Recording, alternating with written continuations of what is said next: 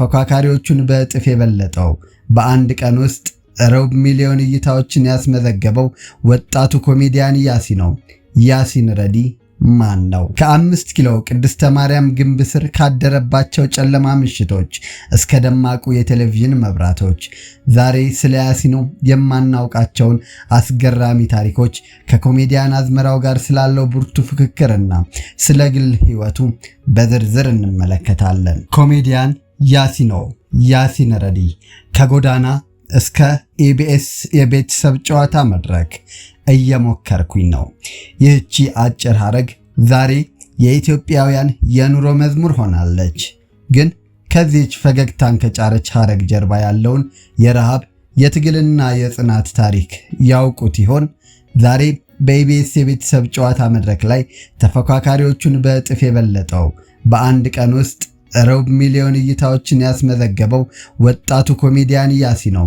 ያሲን ረዲ ማን ነው? ከ5 ኪሎ ቅድስተ ማርያም ግንብ ስር ካደረባቸው ጨለማ ምሽቶች እስከ ደማቁ የቴሌቪዥን መብራቶች ዛሬ ስለ ያሲኖ የማናውቃቸውን አስገራሚ ታሪኮች ከኮሜዲያን አዝመራው ጋር ስላለው ብርቱ ፍክክርና ስለ ግል ህይወቱ በዝርዝር እንመለከታለን። ጤና ይስጥልን ውድ የውስጥ አዋቂ የዩቲዩብ ቻናል ቤተሰቦቻችን እንደምን አላችሁ?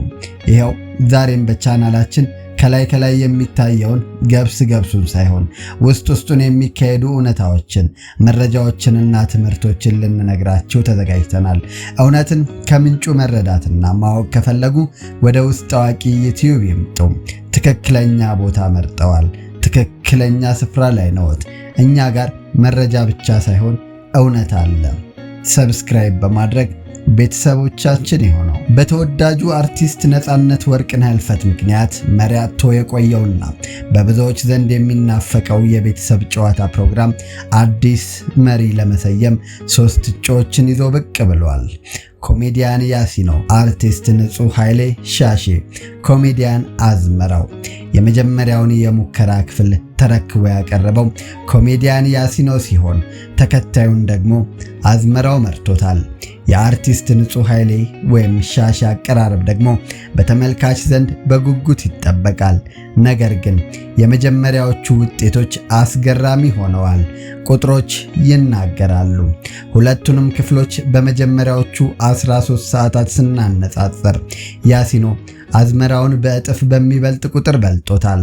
ያሲኖ 180,000 ምልከታ ሲያገኝ አዝመራው በ99,000 ላይ ነበረ። የያሲኖ ስኬት እዚህ ላይ አላበቃም።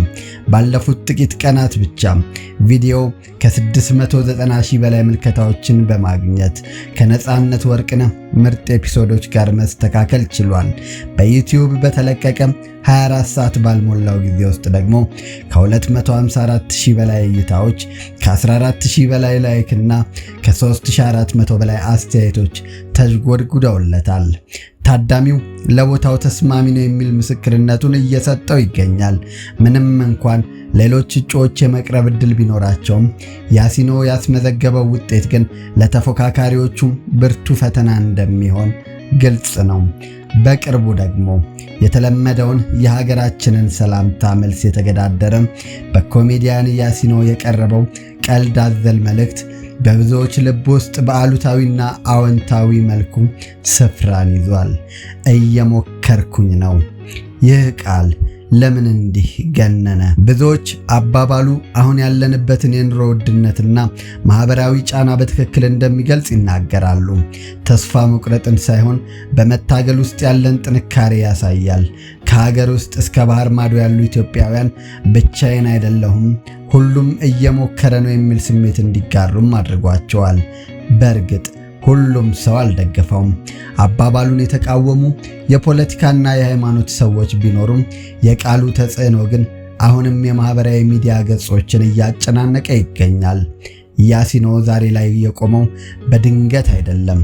ከ8 ዓመት በፊት የማለዳ ኮከቦች የትወና ውድድር ላይ 5ኛ ደረጃን በመያዝ ነበር ያጠናቀቀው። ሰካራም ካራክተር ሲሰጥ ጠጥተህ ነው እንደ የምትሰራው እስኪባል ድረስ ብቃቱን አሳይቷል። ያሲኖ ታሪኩ ብዙ ነው። ደብረ ዘይት ቢሾፍቱ ላይ አስተናጋጅ ነበር። የታክሲ ረዳት ሆኖም ሰርቷል። ለሹፌሮችና ለረዳቶች ትልቅ ቦታ አለኝ ሲልም ነው የሚደመጠው። በባህል ተወዛዋዥነት 6 ዓመታትን አሳልፏል። በጣም የሚከብደው ግን 5 ኪሎ ቅድስተ ማርያም ቤተክርስቲያን ግንብ ስር ያደረባቸው ምሽቶች ናቸው። ያሳለፈውን ውጣ ውረድ ሲገልጽም ረሃብ ይደብራል ይላል ኮሜዲያን ያሲኖ። አባቱ አቶ ረዲ ዱቄት እየተሸከሙ እንዳሳደጉት የሚናገረው ያሲኖ የድሃ ልጅ ስትሆን ሐዘንህ ይረክሳል ይላል። ዛሬ 1 ሚሊዮን ተከታይ ያለው እንኳን እናቱ ስትቸገር ማየት ልቡን ይሰብረዋል። እናቴ ደረስክልኝ ትለኛለች፣ እውነታው ግን ገና አልደረስኩም የሚለው ያሲኖ በሰው ስልክ ቪዲዮ እየቀረጸ የብዙዎችን ቤት በሳቅ እንደሞላ በትካዜ ሆኖ ይናገራል። ከኮሜዲ ስራው በስተጀርባ ያሲኖ ለሰውነቱ የሚሰጠው ትኩረት የሚደነቅ ነው። ከልጅነቱ ጀምሮ ፑሻፕ መስራትን ያዘወትራል።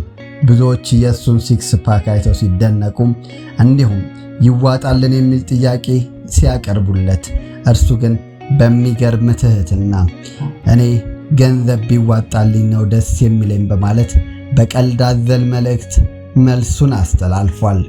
ያሲኖ ለወጣቱ ትውልድ አርአያ ነው። ራሱን ከሚጎዱ ተግባራት አርቆ በስፖርትና በንባብ ራሱን ያንጻል። ችግር ነዳጅ ነው፣ ኃይል ይሆናል የሚለው እምነቱ ዛሬ ላለበት ደረጃ አብቅቶታል። ያሲኖ አሁን አንድ ትልቅ ግብ አለው። ኢትዮጵያ ውስጥ ብቻ ሳይሆን በዓለም አቀፍ ደረጃ መታወቅና ለተቸገሩ ሰዎች ጥላ መሆን ይፈልጋል። የቤተሰብ ጨዋታ ውሳኔ በኢቢኤስ እና በተመልካች እጅ ላይ ነው። ነገር ግን ያሲኖ ቀድሞውኑ የብዙዎችን ልብ አሸንፏል። እናንተስ ቤተሰቦቻችን ምን ትላላችሁ? የቤተሰብ ጨዋታ መሪ ሆኖ መቀጠል ያለበት ያሲኖ ነው ወይስ አዝመራው? ወይስ የሻሽን አቀራረብ እንመልከት? እየሞከርኩኝ ነው የሚለው አባባልስ በእናንተ ህይወት ምን ትርጉም አለው? አስተያየታችሁን በኮሜንት መስጫው ላይ አስፍሩልን።